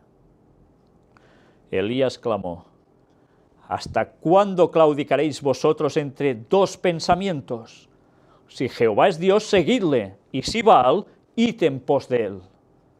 Cita Primera de Reyes 18:21, que estuvimos tratando de ello, recordadlo, ¿eh? Y el mensaje destinado a nuestra época es: caída es la grande Babilonia. Salid de ella, pueblo mío, porque no seáis participantes de sus pecados, y que no recibáis de sus plagas, porque sus pecados han llegado hasta el cielo y Dios se ha acordado de sus maldades. Apocalipsis 18, versículos 2, 4 y 5. Por tanto, ¿qué mensaje tenemos que dar ahora? Como Elías, hay que ser tajante. Las cosas son así, haced caso. Y como escribe Juan en Apocalipsis, en palabras de ese mensaje de ángel, del ángel, el cuarto ángel: salid de Babilonia, pueblo mío. ¿Os dais cuenta cómo liga el tercer Elías con el cuarto ángel? No está lejos el tiempo en que cada alma será probada. Se procurará imponernos la observancia del falso día de reposo, del domingo. La contienda será entre los mandamientos de Dios y los de los hombres. Los que hayan cedido paso a paso a las exigencias mundanales y se hayan conformado a las costumbres del mundo, cederán a las autoridades, antes que someterse al ridículo, los insultos, las amenazas de encarcelamiento y la muerte. Eso es lo que espera a los que permanezcan fieles al Señor guardando el sábado, ¿eh?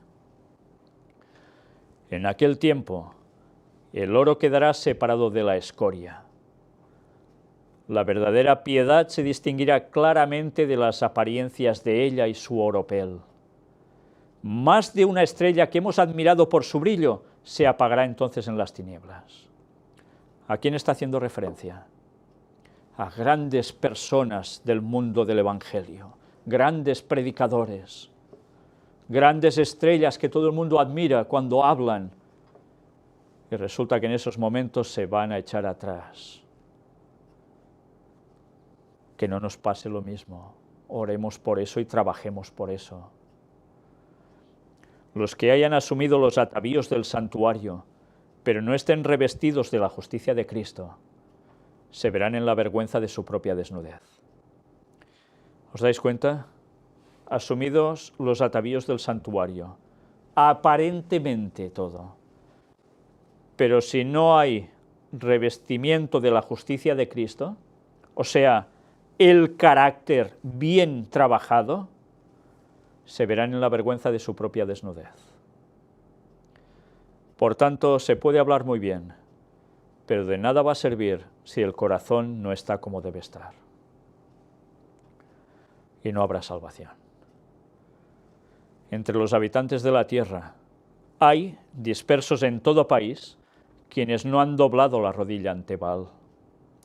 Como las estrellas del cielo que solo se ven de noche, estos fieles brillarán cuando las tinieblas cubran la tierra y densa oscuridad los pueblos, o sea, en los momentos más negros de este mundo. En la pagana África, en las tierras católicas de Europa y de Sudamérica, en la China, en la India, en las islas del mar y en todos los rincones oscuros de la tierra, Dios tiene en reserva un firmamento de escogidos que brillarán en medio de las tinieblas para demostrar claramente a un mundo apóstata el poder transformador que tiene la obediencia a su ley. En todo el mundo, ahora mismo se están revelando en toda nación, entre toda lengua y pueblo, y en la hora de la más profunda apostasía, cuando se esté realizando el supremo esfuerzo de Satanás para que todos, pequeños y grandes, ricos y pobres, libres y siervos, cita Apocalipsis 13, 16. Atención ahora a lo que voy a leer. Reciban, so pena de muerte, la señal de lealtad a un falso día de reposo. ¿Sabéis? Hay personas que dicen, la marca de la bestia es el domingo, y va a ser una cuestión así, sin más, y ya está. ¿Y qué eso de que van a implantar una marca en alguien, un chip, quizás, en las personas? Es mentira, es un alarmismo, no lo creáis, es falso. Si además algunos llegan a decir ya que, pues si eso pasa, ponéroslo porque no es nada malo, no va en contra de la palabra de Dios. ¿Hemos leído bien lo que nos dice Ellen White? Cuando haya esa presión para que todos reciban, so pena de muerte, la señal de lealtad a un falso día de reposo, al domingo, ¿qué van a recibir? Una señal de lealtad. Si guardan el domingo, van a recibir una marca. ¿Qué? ¿Cómo sabrán quién es quién? ¿Cómo sabrán si guardas el domingo o guardas el sábado? ¿Por qué te van a prohibir comprar y vender, en definitiva? Pues porque toda la transacción va a ser así, electrónica. Todo va a ser a través de una marca. Lo que hemos venido diciendo a través de tantos años. Y aún hay adventistas lumbreras que van diciendo que esto no va a acontecer. Pues estáis engañando al pueblo yendo contra el texto de la palabra de Dios. Porque so pena de muerte se les va a coger, se les va a poner una señal de lealtad si guardan el domingo. ¿Entendéis por qué Ellen White dice que el sello de Dios es otra historia que no va a ser visible a la vista de los hombres? Y en cambio la marca de la bestia es otra historia totalmente distinta. Ellos sí podrán comprar y vender, claro, porque tendrán esa marca, que podrán pagar las cosas, podrán cobrar aún, pero el pueblo de Dios no va a recibir esa señal de lealtad, porque va a guardar el sábado, y no va a aceptar que le implanten nada, que lo marquen por nada. O sea que, señores adventistas que aún vais diciendo, pues yo me lo pondré y todos deberíamos hacer lo mismo, hacéroslo mirar bien, porque leéis realmente fatal, y estáis mandando al pueblo al infierno literalmente, a la destrucción final, porque los estáis engañando y manipulando. Por desgracia, muchos se fían de las palabras de los dirigentes en vez de estudiar por ellos mismos. Por eso, cada cosa que yo diga desde aquí, examinad si es realmente así o no, comprobadlo. Y si en algo miento, decídmelo. Pero si demuestro las cosas, aceptadlo, porque si no estáis yendo contra la palabra de Dios. Y os estáis jugando la salvación vuestra y la de los demás. ¿Aún habrá alguno que os hará decir que no va a haber una señal de lealtad al domingo? ¿Una marca para distinguirlos? Por favor. Estos fieles, irreprensibles y sencillos hijos de Dios sin culpa resplandecerán como luminares en el mundo. Filipenses 2:15. Cuanto más oscura sea la noche, mayor será el esplendor con que brillarán. Cuán extraño censo habría levantado Elías en Israel cuando los juicios de Dios estaban cayendo sobre el pueblo apóstata. Solo podía contar a una persona de parte del Señor, pero cuando dijo, yo solo he quedado y me buscan para quitarme la vida, esta palabra del Señor les sorprendió. Yo haré que queden en Israel 7.000, todas rodillas que no se encorvaron a Baal. 7.000, completo, un pueblo completo, como los 144.000, completo. Nadie intente censar a Israel hoy, sino que cada uno tenga un corazón de carne, lleno de tierna simpatía, que como el corazón de Cristo procure la salvación de un mundo perdido. Ya no es momento para censos. Yo pertenezco aquí, yo pertenezco allá. Olvídate de censos. Dios sabe los que son suyos, porque un nombre escrito en un lugar, en un registro, no te va a salvar si ese registro no es el libro de la vida del cielo. Porque habrá muchos que estarán registrados en libros de iglesia, como bautizados, como miembros de iglesia, y van a perderse. Como dice Ellen White, ni uno de cada 20. Y eso es terrible. No ser salvos ni uno de cada 20 entre el nominado pueblo de Dios. Nosotros vamos a terminar ya el tema aquí. Creo que este tema está dando mucho de sí. Es una auténtica maravilla. Y gracias al Señor que nos ha ido mostrando ahora cuando tocaba conocer la paz de Dios auténtica con todo lo que implicaba, cuando siempre lo hemos tenido allí no lo veíamos. Porque ahora más que nunca lo necesitamos. Y va cerrando todo lo que Dios ha ido mostrando en este tiempo, porque lo necesitamos. Y debemos advertir a adventistas y a no adventistas, a todo el mundo, que esto viene. ¿Queremos la paz de Dios aún, con todo lo que implica? ¿O queremos seguir los designios de Satanás, haciendo parches a nuestro carácter, como sea, dejándolo así, tal cual, guardando o no el sábado, importa poco, y tantas cosas más? Pues bien, que el Señor nos ayude a ser fieles porque los tiempos que vienen son muy duros y vamos a necesitar esa paz de Dios como nunca. El tema aún va a desencadenar en alguna cosa más que nos va a seguir sorprendiendo, que seguirá teniendo que ver con cosas que ya hemos tratado y que ahora van cerrando, y que como siempre el Señor nos lo pone todo de un modo para que presentemos las cosas cuando tocan, cuando Él quiere realmente, no cuando yo quiero u otros quieren. El Señor, el Espíritu Santo es el que marca la pauta, y que sea el que siempre nos guíe. Vamos a ver también, con todo ello, un tema que es la paz de Dios, pero que tiene que ver con ¿y por qué el Señor elimina gente? Si aún no han quedado claro después de todas estas temáticas que hemos presentado, todas estas partes sobre lo mismo, deberemos hablar aún más específicamente de eso, si Dios quiere. Pero no hay excusa. Ya con todo lo que hemos presentado ya vemos cuál es el concepto de paz de Dios, que para nada es lo que vende el mundo ni el Papa, pero que también le gusta a este mundo entender ese concepto de paz, incluidos a muchos adventistas, por desgracia. Que el Señor nos ayude a escudriñar en su palabra, a extraerle el jugo posible que necesitamos ahora más que nunca, porque sin la verdad completa en Cristo, nosotros no vamos a estar completos y no vamos a estar en la nueva paz, en la nueva Jerusalén, en ese nuevo reposo que el Señor tiene para nosotros por la eternidad. donde nos vamos a juntar cada sábado para adorar a Dios. ¿Dónde? En la Nueva Jerusalén.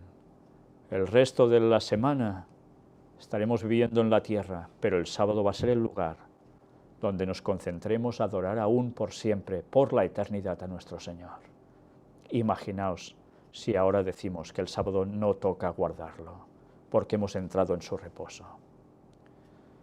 En su reposo no vamos a entrar, en su reposo verdadero, si sabemos que el sábado hay que guardarlo y no lo hacemos. Que el Señor nos ayude a ello. Vamos a terminar con una oración.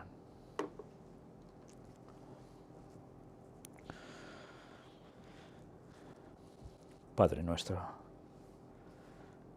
no podemos alabarte lo suficiente, no podemos cantarte suficientes aleluyas y alabanzas, porque todo lo que hagamos va a ser siempre poco, cuando tú das tanta luz para estos tiempos finales, cuando tú das todo por nosotros, dando también a tu Hijo, para que pudiésemos ser salvos. Pero te estamos inmensamente agradecidos. Nosotros jamás te podremos corresponder ni devolverte nada de esto, porque tú lo das con toda tu gracia, Señor, gratuitamente por nosotros, sin merecer nosotros absolutamente nada. Y por eso eternamente te estaremos agradecidos. Y estamos esperando ese momento en que ya no habrá muerte, ni clamor, ni dolor, ni lágrimas. Todo esto ya va a quedar atrás.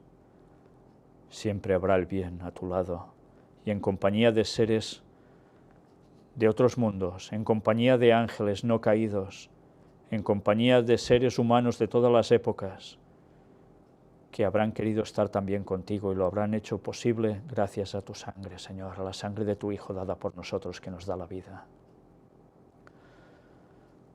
Ayúdanos, Señor, a prepararnos para ese momento y a no callar a pesar de cualquier circunstancia, a ser valientes, Señor, danos fuerzas para ello.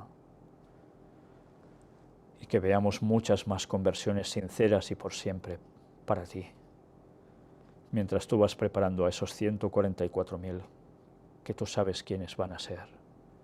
Si es tu voluntad que estemos entre ellos, y si nos envías al descanso primero, que sea para obtener también la salvación. En tus manos lo dejamos todo, pero ayúdanos a perfeccionarnos, a completarnos en ti, por favor. En el nombre de Jesús te lo pedimos todo. Amén.